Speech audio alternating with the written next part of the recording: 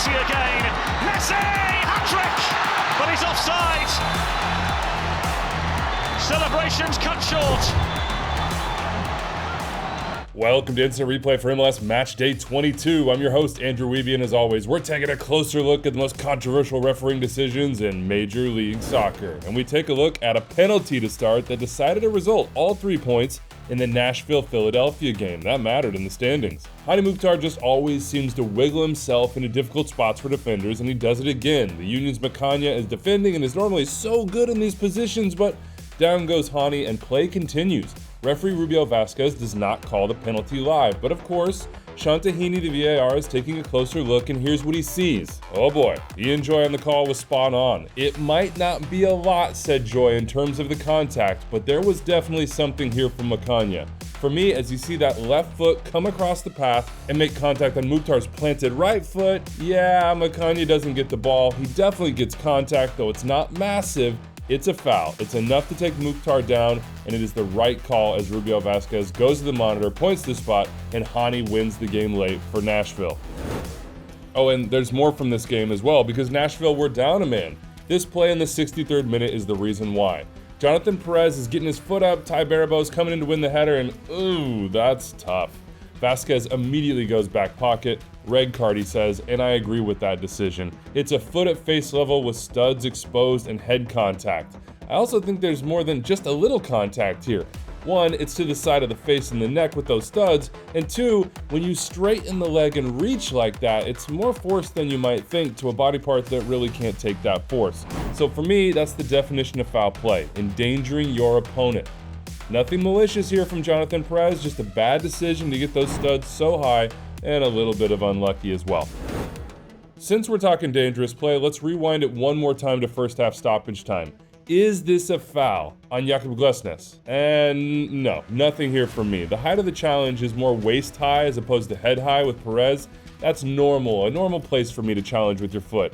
Plus, Glesnes either doesn't make contact with the Nashville attacker's head, that's how it looks from the first replay we get, or it is very, very slight, which is what the inside the goal cam suggests. I've got no foul here personally, and definitely not clear and obvious evidence for a review. Woo, wild one in San Diego. Houston in town and is 3-2, and did Ezequiel Ponce just tie the game in the 71st minute? I gotta tell you, live, I thought Dwayne Holmes was offside immediately, but this one has to play out. Eventually, Kevin Stott, the VAR, sends Tim Ford, the referee, to the monitor for review. And yeah, it's that midfield angle that really shows the evidence we need for clear and obviously offside.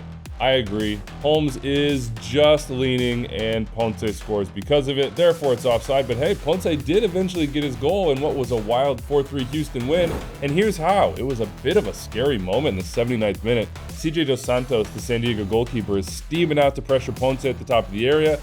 Oh, there's lots of blood here. We just hope Dos Santos is okay, but we have to make a decision from a referee point of view. Is it a foul on Ponce for that elbow, or a foul on Dos Santos before? It's a bang-bang play, but the camera behind the inline is very clear here.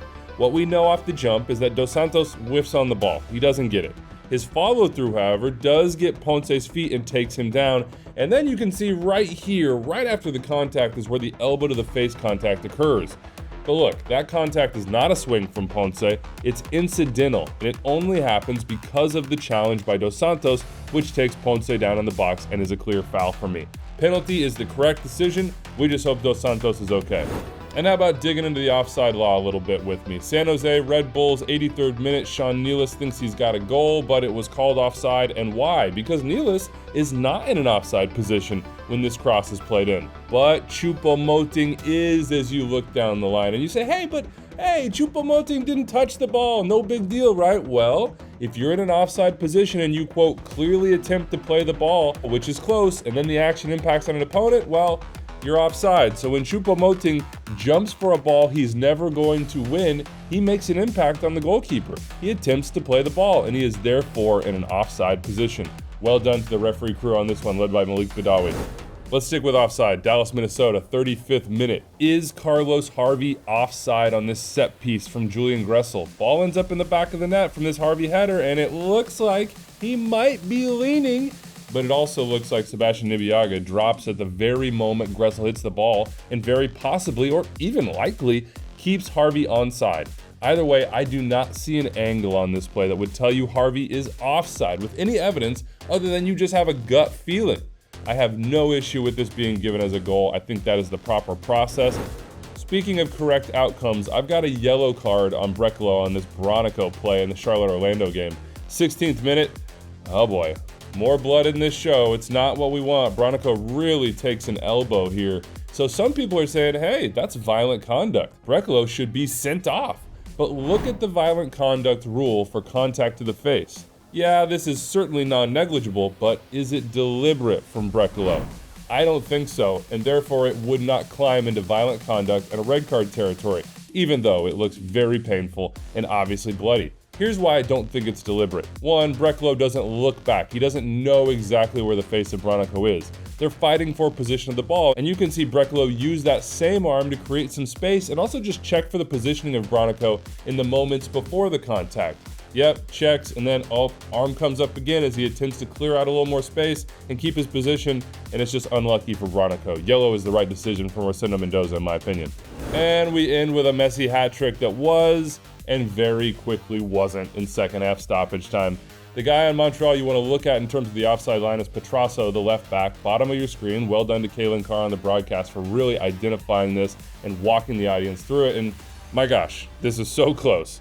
I am not gonna lie here. I have no idea whether it's onside or offside. I could not tell you definitively either way, which is to say that the VAR cannot and will not get involved on this one. So Kevin Stott, you sit this one out. It's the referee crew's decision, and the flag went up from the AR immediately. And in the end, I'm trusting that AR.